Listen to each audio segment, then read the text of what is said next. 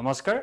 welcome back to today's quantity aptitude class যেহেতু আপোনালোকে গম পাইছে গুৱাহাটী JEE হাই কোৰ্টৰ এক্সাম পাইছেহি সো এই যোনটো সিৰিজ আমি আৰম্ভ কৰিছিলো quantity aptitude ক্লাছৰ আজি আমাৰ হে ক্লাছ হ'ব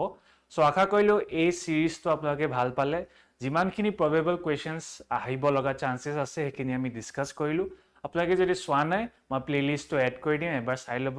সো আজি ক্লাছটো আৰম্ভ কৰো সো ইয়াত কি কৈছে এটা work question eta loi isu a alone can complete a work in 12 days so a okole kam tu khatam kore in 12 dinot khatam kore aru a aru b e duita complete kore 8 days so eta kam ase a okole 12 dinot kam kore hek kore aru a aru b duita mili 8 dinot he kam tu hek kore thik ase now ama ki hudise How long will B alone can take to complete the work? So, আমাক কি collab দিছে B এ অকলে হে কামটো কিমান হেংকালে hack কৰিব পাৰে বুলি আমাক সুধিছে ঠিক আছে সো এটো মই কেনেকৈ সলভ কৰিম মই চাও যে যেহেতু হে কামটো 12 দিনত হেক হৈছে সো মই প্ৰথম উলাইলাম কি A এদিনত কিমানখিনি কাম কৰে so A is equal to হে কামটো 1/12 পাৰ্ট কৰে ঠিক আছে যেহেতু 12 दिन काम करे ठीक है then similarly a plus b এদিনত কিমান কাম কৰিব পাৰে মই ইয়াত কি উলাইছো এদিনৰ কিমান কাম কৰে এদিনত a আৰু b এ দুই মিলি কিমান কাম কৰিব 1/8 ঠিক আছে এতিয়া মই জাস্ট কি উলাব লাগে b টো উলাই দিব লাগে হয়নে সো এই b টো উলাবলে মই কি কৰিব লাগিব a plus b যোনটো আছে তাৰ পৰা মই মাইনাস a কৰি দিলে উলাই যাবনে right so a plus b আমি কি জানো যে 1/8 so যেহেতু আমাৰ উলাব দিছিল কি যে কিমান দিনত অকলে তেখেতে কামটো হেক কৰিব পাৰে so 1/8 minus 1/12 so এটো যদি মই সিম্পলিফাই কৰো ইয়াৰ আমাৰ LCM কি হৈ যাব ইয়াৰ আমাৰ LCM 24 হৈ যাব ঠিক আছে 8 3s are 24 12 to 1/24 so আমাৰ অপচন কি হৈ যাব মানে কি কৈছে ইয়াত যেহেতু আমি এদিনৰ কামটো উলাই আছিল মানে এদিনত বিএ 1/24 কাম কৰে মানে 1/24 পাৰ্ট কৰে সো মানে কি হে গুটে কামটো কৰিবলৈ তেখেতে 24 ডেজ লগাব সো আমাৰ অপচন কি হৈ যাব option number 1 24 days okay similarly হেতু মই যেহেতু আগতে কৈছো কি এ এদিনত 1/12 উলালে ঠিক তেনেদৰে a plus b 1/8 টো উলালে তাৰ পৰা মই এই মাইনাস কৰি দিলু যাতে মই b এদিনত কিমান কাম কৰে উলাই গল সিমিলারলি b আমি পাই গলো 1/24 সো মানে কি গুটে কামটো কৰিবলে আমাক কি 24 দিন লাগিব b সো এই কাৰণে আমাৰ অপচন কি হৈ যাব অপচন নাম্বাৰ a ঠিক আছে নেক্সট সিমিলাৰলি আকৌ এটা এনেকুৱা কোৱেশ্চন এটা আছে চাও A and B can similarly complete a piece of work in 8 days ঠিক আছে so A আৰু B এ দুইটাই মিলি কি কৰিছে 8 দিনত কাম কৰিছে then B and C এ 12 দিনত কামটো কৰিছে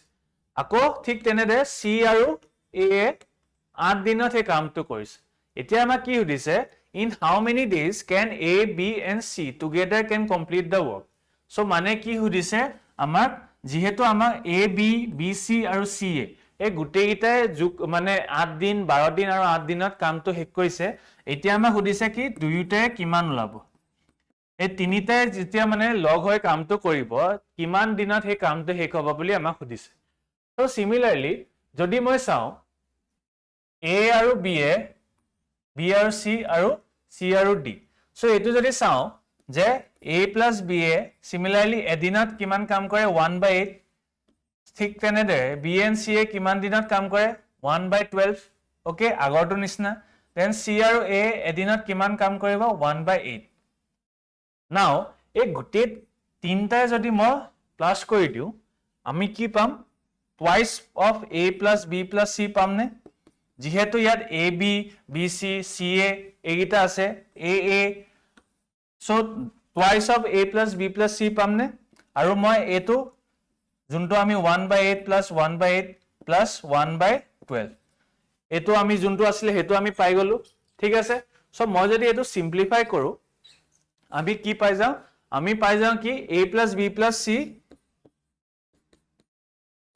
c equal to 1/6 আমি এটো যদি সিম্পলিফাই কৰো মই ডাইৰেক্টলি লিখি দিছো 1/6 পাও ঠিক আছে মানে সৰি এদিনত মানে 1/6 ওয়াৰ্ক তেখেত লোকে কৰে মানে এদিনত যেহেতু 1/6 কৰে মানে কি হে গুটে কামটো কৰিবলৈ তেখেত লোকৰ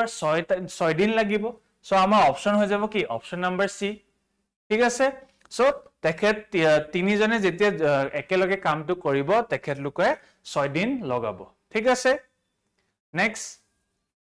গুৱাহাটী হাইকোৰ্টৰ যোনটো আমাৰ টেষ্ট সিৰিজ আৰম্ভ হৈছিল সো অলৰেডি এটো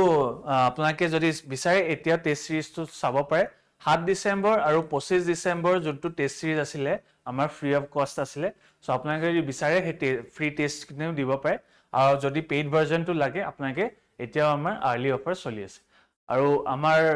জেনাৰেল নলেজ যোনটো আপকামিং ফৰেষ্ট ৰেঞ্জাৰ পৰীক্ষা হ'বলৈ গৈ আছে সো তাৰে আমি এনভায়ৰনমেন্টাল সায়েন্স আৰু ফৰেষ্ট্ৰি দুটা অপচনেল পেপাৰছ আনিছিলো তাৰ লগতে জেনাৰেল পেপাৰ এটাও আছিল সো যদি আপোনালোকৰ অপচনেল খিনি মিলে আপোনাকে ইন্ডিভিজুৱেলি চাব পাৰে আদাৰৱাইজ যদি কম্বো আপোনালোকৰ গুটে মানে হে অপচনেল খিনি দুটাই মিলে সো আপোনাকে কম্বো অফাৰটো আপোনাকে চাব পাৰে okay next coming to the question the third proportional of 12 and 18 is so etu hudise ki the third proportional of 12 aru 18 er ki hobo so etu ki hoy actually mane a by b equal to b by c mane a b c এই তিনটা যেহেতু এটা ratio বুলি ধৰি লব পাৰি so ইয়াত হদিছে কি যেহেতু a আৰু b দিয়া গৈছে আমাক উলাব দিছে কি c so c to actually কি এটো যদি আপোনাকে সলভ কৰে equal to b square by a ঠিক আছে সো তেনেকে আমি a to উলাব লাগিব যে থাৰ্ড প্ৰপোৰ্শনাল to কেতিয়া কি হয় is equal to square of the second number divided by the first number ঠিক আছে সো এতিয়া আমাৰ কি হৈ যাব 18 into 18 divided by 12 সো এটো যদি আপোনাকে সিম্পলিফাই কৰে আমাৰ উলাই যায় 27 ঠিক আছে সো এটো যদি আপোনাকে এবাৰ সিম্পলিফাই কৰি চাই আপোনাকৰ অপচন নাম্বাৰ কি হৈ যাব অপচন নাম্বাৰ 3 ঠিক আছে সিমিলাৰলি এটো মনত ৰাখিব c square c is equal to b square by a এই ফৰ্মুলাটো আপোনাকে মনত ৰাখিব ঠিক আছে নেক্সট কোৱেশ্চনটো চাও the average marks obtained by 40 students of a class is 86 ঠিক আছে তো 40 জন স্টুডেন্ট আছে হে এভাৰেজ মাৰ্কস তো কিমান কৈছে 86 হৈ গল তেওঁলোকৰ এভাৰেজ মার্কস নাও এতিয়া কি কৈছে if the 5 highest marks so মানে হে 40 টা স্টুডেন্টৰ প্ৰথম যোনকিটা ফ্ৰন্ট 5 আছিল সো গুটেইটা কি যদি মই ৰিমুভ কৰি দিও কি কৈছে the average reduced by 1 মানে আগতে যোনটো 86 এভাৰেজ আছিল তেতিয়া কি হৈ যাব বুলি কৈছে কমি যাব এক মাৰ্ক কে তো আমাৰ 85 হৈ যাব এভাৰেজ টু এতিয়া আমি কি কৈছে নাও find the average marks of the top 5 student আমাৰ কি উলাব দিছে এভাৰেজ মাৰ্কস উলাব দিছে যোনগিটা হে পাঁচটা যোনগিটা উলাই গল ঠিক আছে সো মই সকলে জানে যে average is equal to total sum by total number এই ফৰ্মুলাটো অলৰেডি মই আগতে শিকাইছো ৰাইট সো ইয়াৰ পৰা মই কি কৰিম ইয়াৰ পৰা মই টোটাল সাম টো ফাৰ্স্ট উলাই লম হে যোনটো আমাৰ আগতে দিছিলে কি 40 জন স্টুডেন্টৰ 86 এভাৰেজ ঠিক আছে তাৰ পৰা মই টোটাল সাম টো উলাই লম ঠিক আছে হে টোটাল সাম টো পৰা ফাৰ্স্ট মই উলাই লৈছো বাৰু তো আমাৰ টোটাল সাম কি হৈ যাব 86 into 40 আমি পাই যাম 3440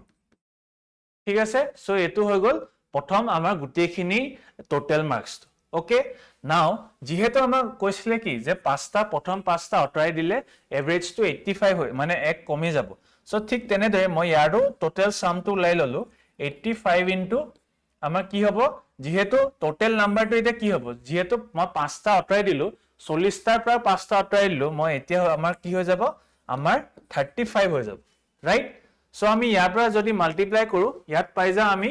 2975 আমি ইয়াত পাই যাও সো এতিয়া ভাবক মই এই দুটা উলালো কেলে যদি এই টোটাল যোনটো আগতে আছিল 40 টা স্টুডেন্টৰ মাৰ্কস টু পৰা যদি মই এই যোনটো আকৌ ৰিমুভ কৰাৰ পিছত হে 35 টা ষ্টুডেন্টৰ টোটেল মাৰ্কস তো মই মাইনাস কৰি দিও হে পাঁচটা যোনকিটা ওলাই গল হেগিটা আমি পাই যাম ৰাইট তেখেতলোকৰ যোনকিটা ওলাই গৈছে তেওঁলোকৰ আমি টোটেল মাৰ্কস তো পৰা যদি মাইনাস কৰি দিও আমি এটো পাই যাম সো 3440 মাইনাস যদি মই 2975 কৰি দিও then apne 5 14 13 13 6 তাৰপিছত ইয়াত আহি গল আমাৰ 4 so 465 so total marks হে পাঁচটাৰ কিমান হৈ গল 465 but আমাক কি কৈছে কি average mark ওলাবলে so average mark তো আকৌ কি কৰিব লাগিব মই 465 divided by 5 কৰি দিব লাগিব তেতিয়া হে পাঁচ জনৰ average mark তো ওলাই গল so এতিয়া যদি এটো সিম্পলিফাই কৰে আপোনাৰ অপচন কি হৈ যায় আপোনাৰকো অপচন পাই যায় B 93 so বুজি পালে সকলোৱে so 93 হৈ গল হে পাঁচ জনৰ average number okay next simplify কৰিব কৈছে আমাৰ এটা ভ্যালু দিয়া গৈছে যে x plus 1 by x is equal to 3 now find কৰিছে যে এটো ফাইন্ড কৰিব দিছে 3x square minus 4x plus 3 divided by x square minus x plus 1 so এনেকুৱা যদি সাম দেখে সদায় ভাবিব কি এই যোনটো মানে দিয়া গৈছে হেতু ফৰ্মত মই কেনেকৈ আনিব পাৰো ঠিক আছে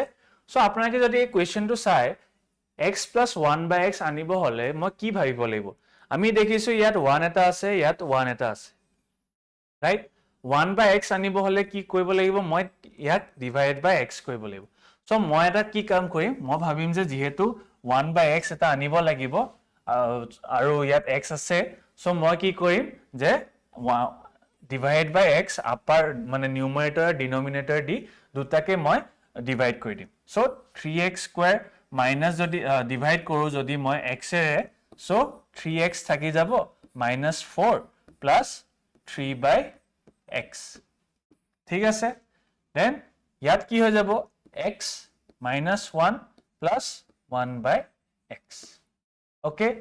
so আমি ইয়াত দেখিছো যেহেতু x plus 1 by x ইয়াত এটা বনি গল right আৰু ইয়াত যদি মই চাও 3 টো যদি মই ইয়াত কমন লৈ ল a2 আৰু a2 then ইয়াতো এটা x plus 1 by x পাই যাম right so 3 into ইয়াতো 1 plus 1 by x পাই গলো minus of 4 যোনটো ইয়াত আছে then a2 আৰু a2 মই লৈ ললো x plus 1 by x minus 4 now আমাক অলৰেডি দিয়া গৈছিলে কি x plus 1 by x is 3 so ইয়াৰ পৰা আমি ইয়াত কি পাই যাম 3 into 3 9 minus 4 then here 3 minus sorry eto 1 asile 3 minus 1 so eto ki hoy jabo 9 minus 4 5 by 2 so amar option amar ki hoy jabo answer 5 by 2 so enake simplify koribo so hodai sabo ki dia goise he formatot mo keneke anibo paro juntu simplify koribo dise so teneke korile apnakor easy hoy jabo thik ase rather than apnake kiba beleg method di jodi sai thik ase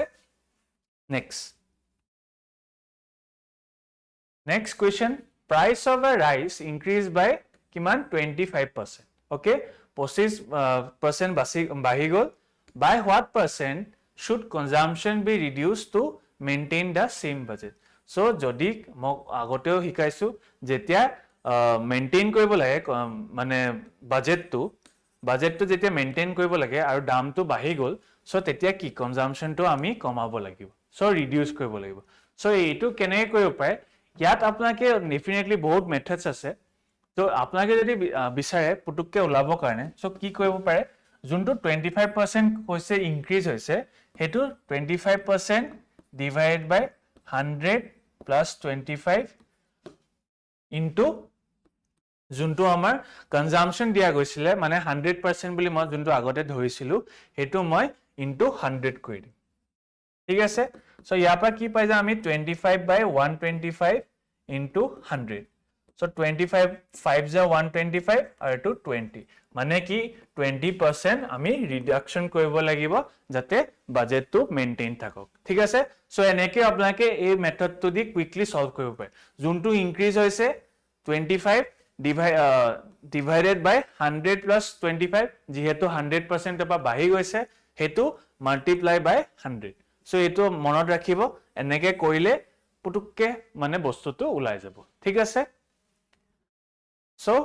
আজি ইয়াতে শেষ কৰিছো আশা কৰিলো এই গোটেই সিৰিজটো ভাল লাগিলে যদি ভাল লাগিলে সাবস্ক্ৰাইব কৰিব কিবা যদি আৰু থাকিলে আমাক জনাব কমেন্টত best of luck so best of luck থাকিলে আপোনালোকৰ আপকামিং এক্সামৰ কাৰণে ভালছে দিব সো আকৌ লগ পাম যেতিয়া আকৌ আপোনালোকে পৰীক্ষাটো দিয়াৰ পিছত আমি আকৌ লগ পাম so thank you very mass bye bye